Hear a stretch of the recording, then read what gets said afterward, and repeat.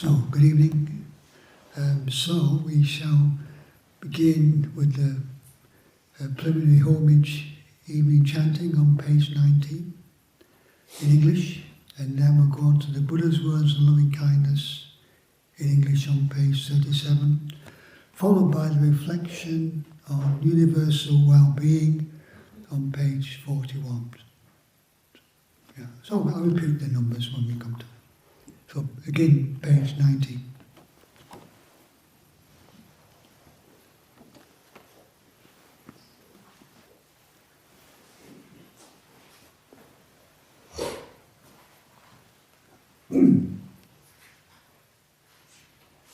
To the Blessed One, the Lord who fully attained perfect enlightenment, to the teaching which he expounded so well, and to the Blessed One's disciples who have practiced well, to these the Buddha, the Dhamma and the Sangha, we render with offerings our rightful homage.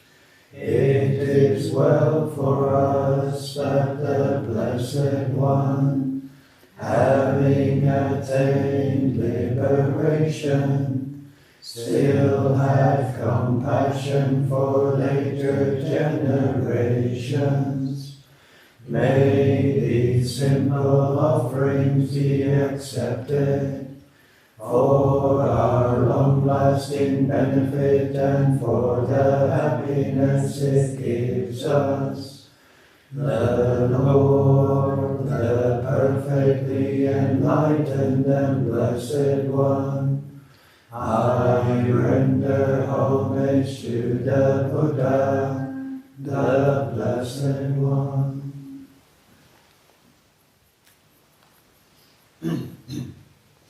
The teaching so completely explained by him, I bow to the Dhamma.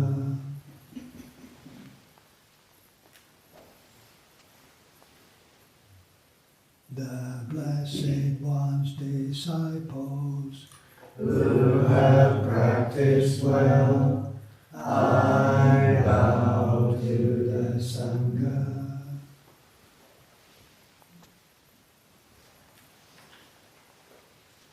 Now let us pay preliminary homage to the Buddha. Homage to the Blessed, Noble, and perfectly enlightened One. Homage to the Blessed, Noble, and perfectly enlightened One. Homage to the Blessed, Noble, and perfectly enlightened One.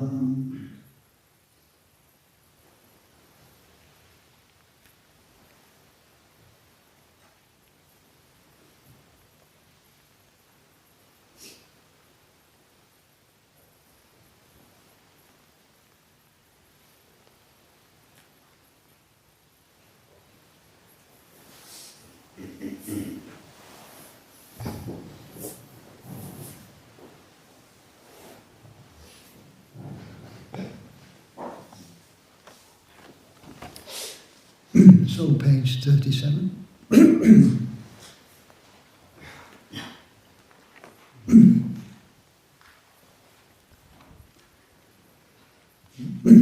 Now let us chant the Buddha's words on loving kindness. This is what should be done by one who is skilled in goodness and who knows the path of peace.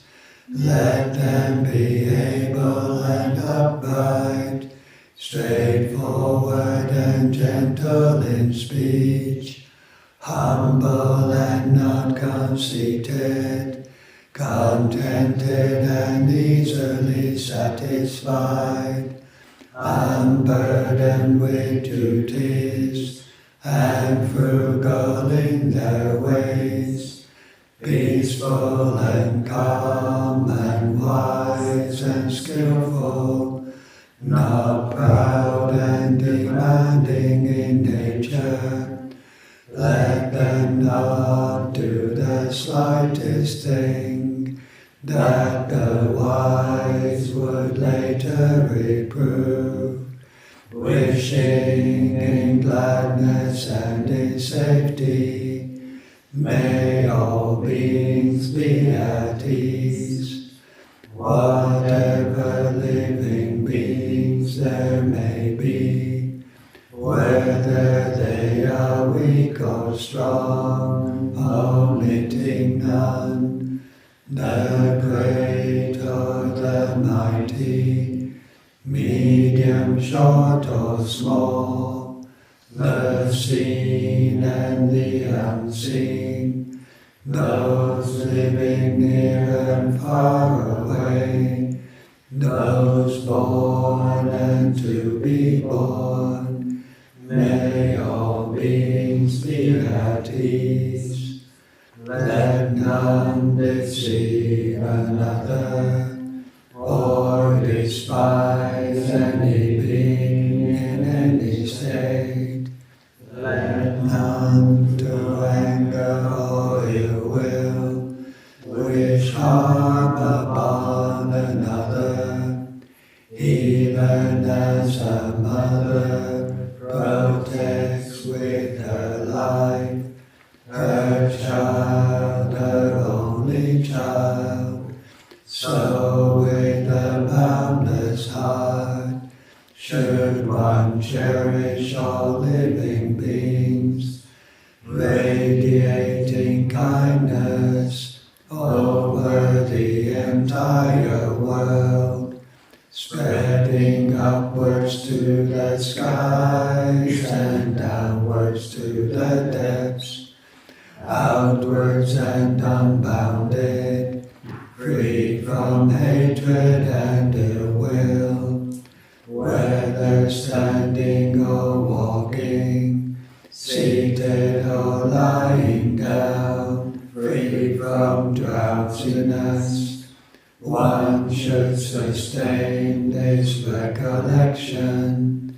This is said to be the sublime abiding, by not holding to fixed views, the pure-hearted one, having clarity of vision, being freed from all sense desires, is not born again into this world. Page 41. Now let us chant the recollection of universal well-being. May I abide in well-being, in freedom from affliction, in freedom from hostility, in freedom from ill will, in freedom from anxiety, and may I maintain well-being in myself.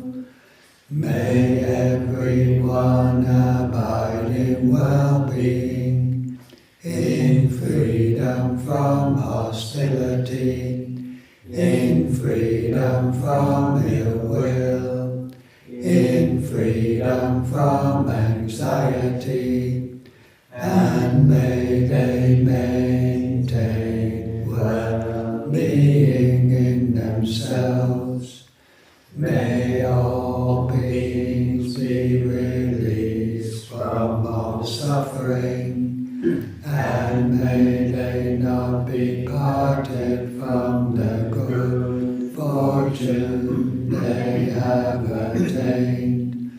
When they act upon intention, all beings are the owners of their action, and in Their future is born from such action, companion to such action, and its results will be their own. All actions with intention, be they skillful or harmful, of such acts they will be the heirs.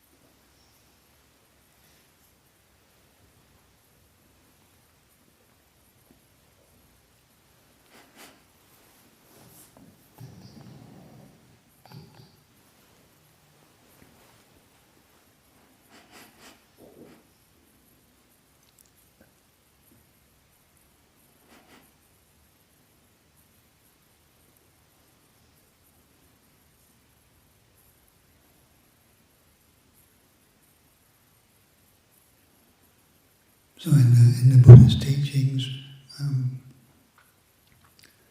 the Buddha teaches about mental cultivation, bhavana, training the mind.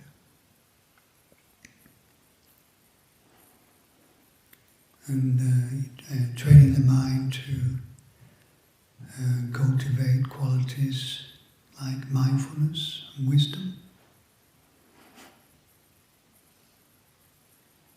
And things that can benefit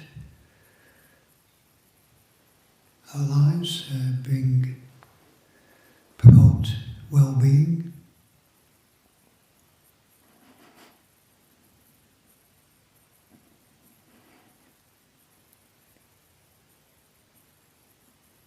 In one teaching the Buddha gave, he related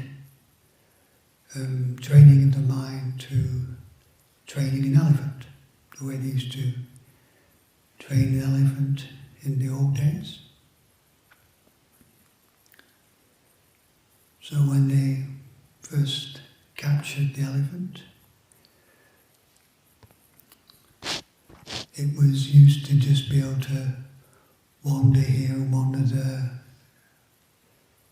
move around, go different places, following its habits.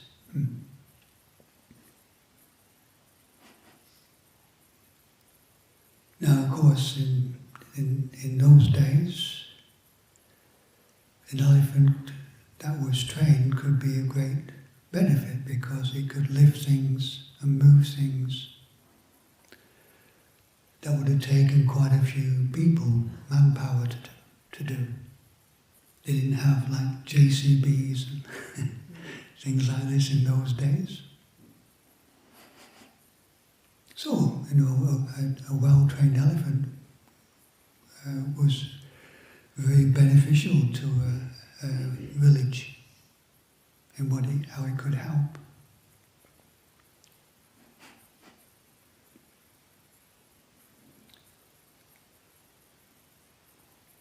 So the way they would train the elephant was to knock a stake strong stake into the ground, and then tether the elephant to the stake. And the elephant would move around and tug at the stake.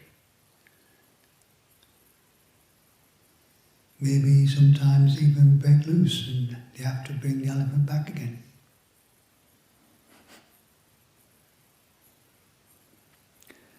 But eventually, if the trainer is skillful, especially if the trainer is very patient and kind, not too forceful, not too aggressive, then over time the elephant begins to stay where it is, realizes that people in the village may be nice to it and feed it, and so it stays.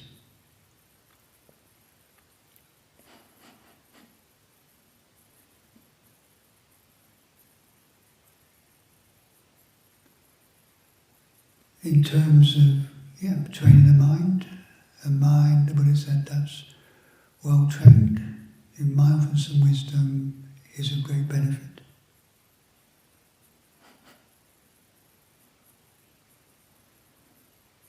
And maybe not benefit in terms of being able to move logs, heavy logs, but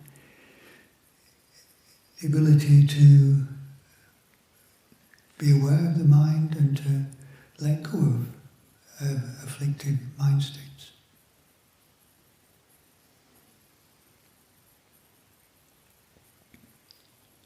And in this particular analogy, knocking the stake into the ground is related to bringing awareness into the physical body.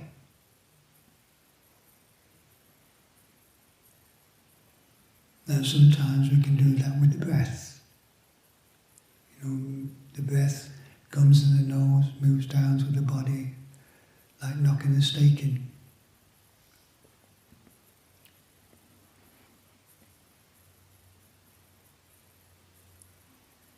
So the body is one example of the stake, but of course if we have a contemplation we like to hold in mind, that can also act in the same way as being aware of the physical body.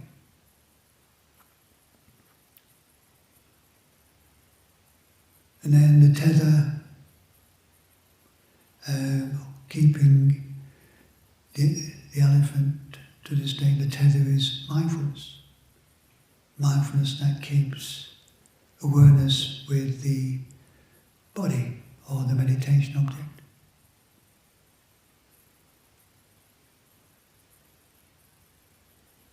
Whatever we use just to support just the mind being more in the present moment, to bring it out of maybe some of its habits, wandering here, wandering there, thinking about this, thinking about that, past, future, daydreams, fantasies.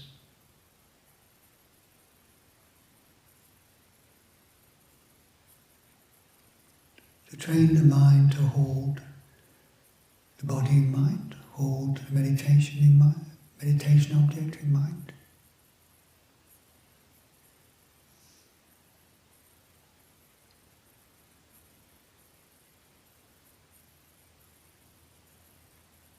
Now, just like with the elephant, when it begins to train, it's going to, want to wander off, and will wander off and move around.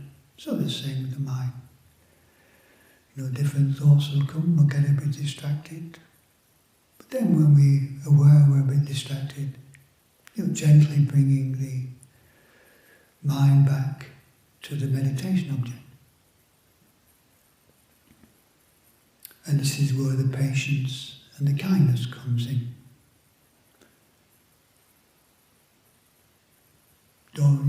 to expect to be able to be mindful of the breath completely. It's something we have to train in, to hold the breath in mind. Not being too willful, but being patient.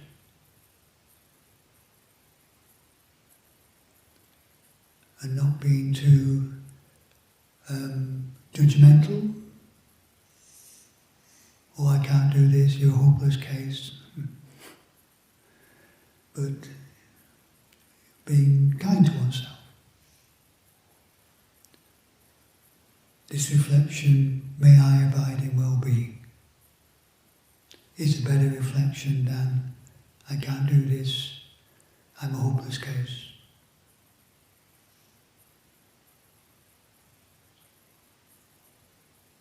So, important qualities, patience and kindness, as we develop this skill, this training to stay with the breath, the body, the meditation object.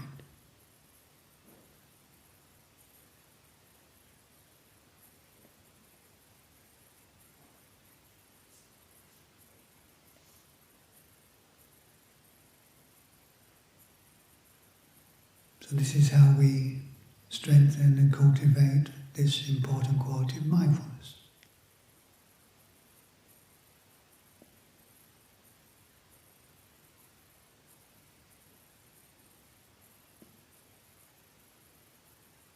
Holding our meditation object as best we can in awareness.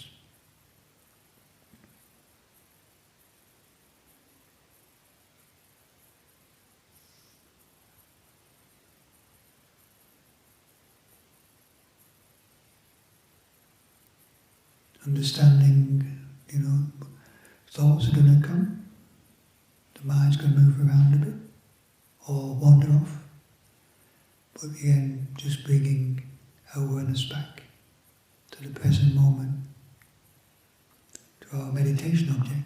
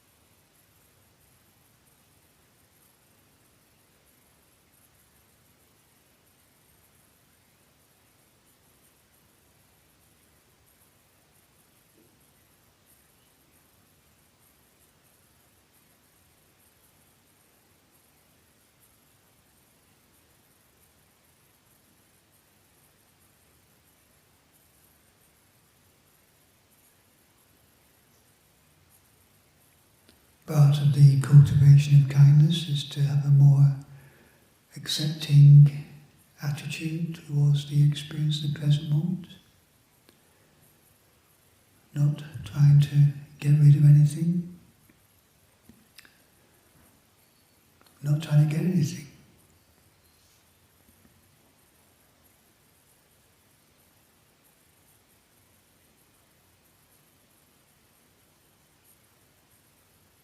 Just being aware of what is happening in the present moment.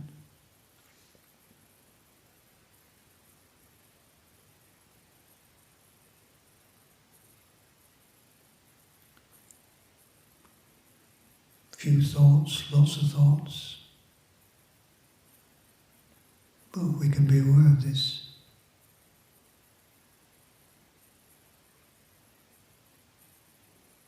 We do a lot of thoughts. Sometimes we can replace the many thoughts with just a few skillful thoughts. We can do this with the breath.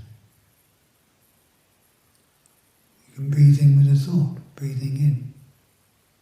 Breathe out with a thought, breathing out, sort of noting the breath. Or with a skillful suggestion, breathing in peace, breathing out peace. Encouraging ourselves to have a more peaceful attitude in the present moment. Or a reflection on loving kindness, breathing with the thought, may I be well, breathing out with the thought, may all beings be well.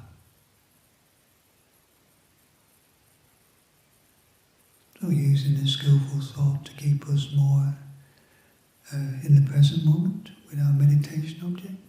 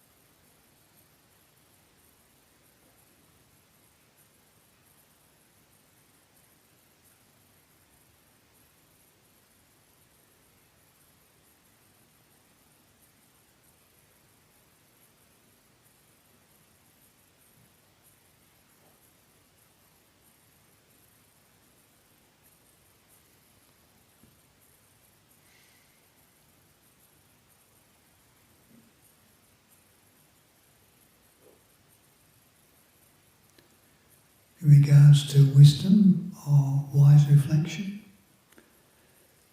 One of the important reflections to bring to mind can be the reflection on impermanence.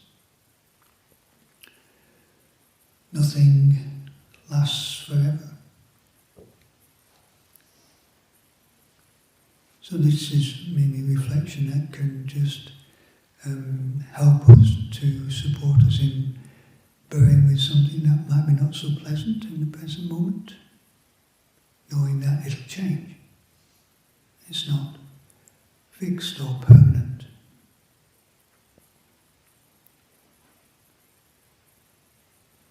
Sometimes we think we have to do something about this mind state, but just to be aware, breathe,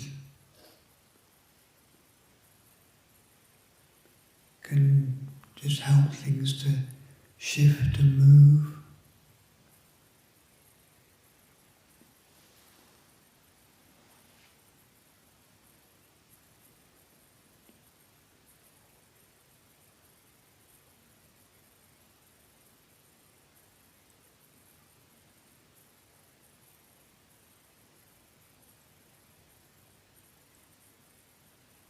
And we reflect in this way, we can, like how, we can create a person out of, these mind states. I am an anxious person, I am a negative person,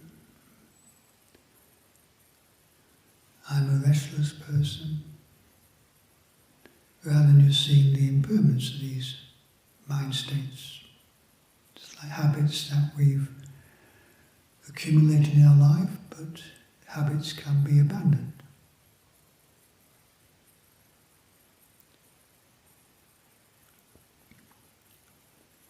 Sometimes it's good to notice if there's a particular mind state we tend to experience a lot in our life. In meditation, it's actually to notice when it's not there. Oh, that anxiety is not there. Really take note of the mind when that particular mind state is not there. And remember that next time it comes up. So this can help us to be more aware of these different mind states, seeing their impermanence and just bearing with them as they follow the natural course, which is eventually to go.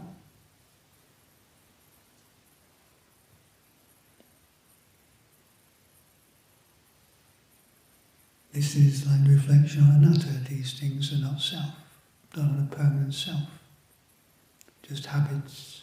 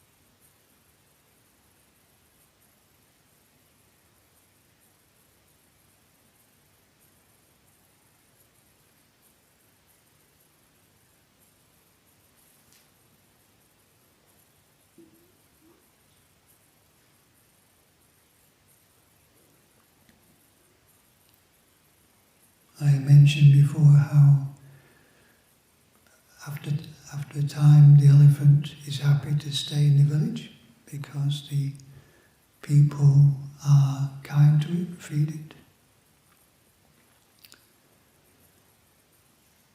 And the same with the mind and the breath. Once, as we train in mindfulness of breathing and the mind begins to stay with the breath, then a quality of peace and well-being can arise.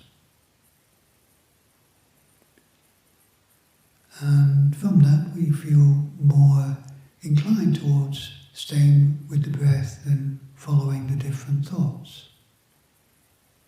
When we experience the well-being of a mind that's staying with the breath. So the breath becomes our friend, something we can turn to, our peaceful friend.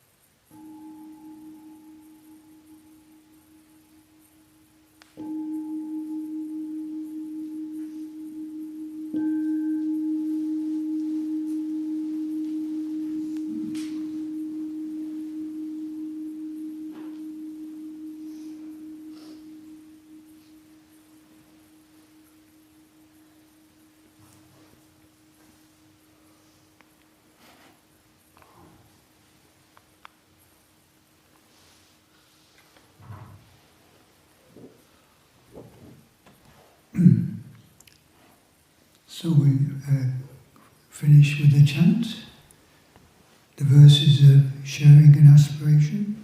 This is on page 33 in English. And yeah, it's a reflection that what we cultivate in our practice not only benefits ourselves but benefits the people around us. So if we're more patient and kind, that's going to be something that's going to affect our relationship with the people around us. As the Buddha said, by looking after ourselves, we look after others. It's on page 33.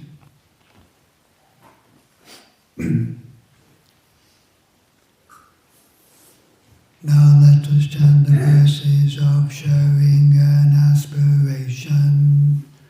Through the goodness that arises from my practice, may my spiritual teachers and guides of great virtue, my mother, my father, and my relatives, the sun and the moon, and all virtuous leaders of the world, may the highest gods and evil forces, celestial beings, guardian spirits of the earth, and the Lord of death, may those who are friendly, indifferent or hostile, may all beings receive the blessings of my life. May they soon attain the threefold bliss and realize the deathless. Through the goodness that arises from my practice, and through this act of sharing, may all cravings and attachments quickly cease, and all harmful states of mind, until I realize Nibbana in every kind of birth. May I have an upright mind, with mindfulness and wisdom, austerity and vigor. May the forces of delusion not take hold, nor weaken my resolve. The Buddha is my excellent refuge. Unsurpassed is the protection of the Dhamma. The solitary Buddha is my noble guide. The Sangha is my supreme support. Through the supreme power of all these, may darkness and delusion be dispelled.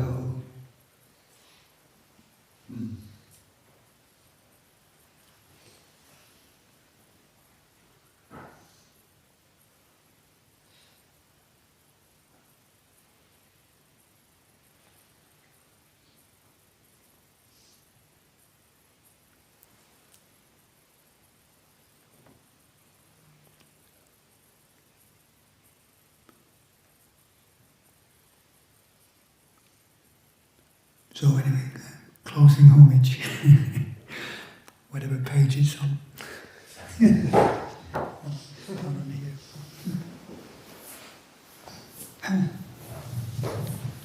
In English.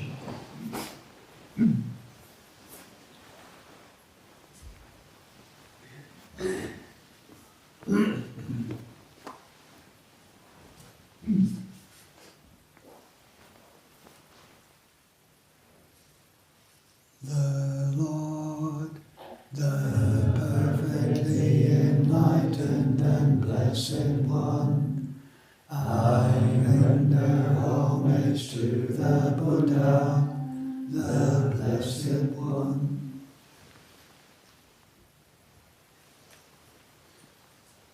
The teaching so completely explained by him, I bow to the Dhamma.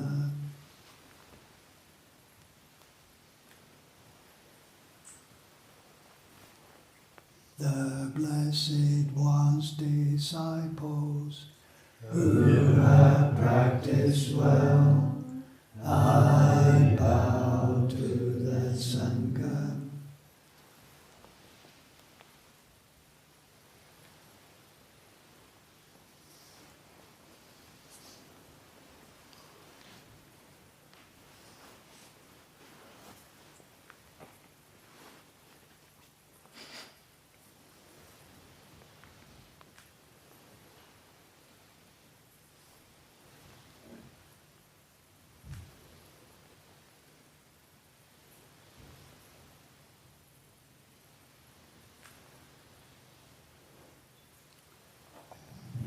Good night, everyone. Wishing you a peaceful and pleasant rest of the evening.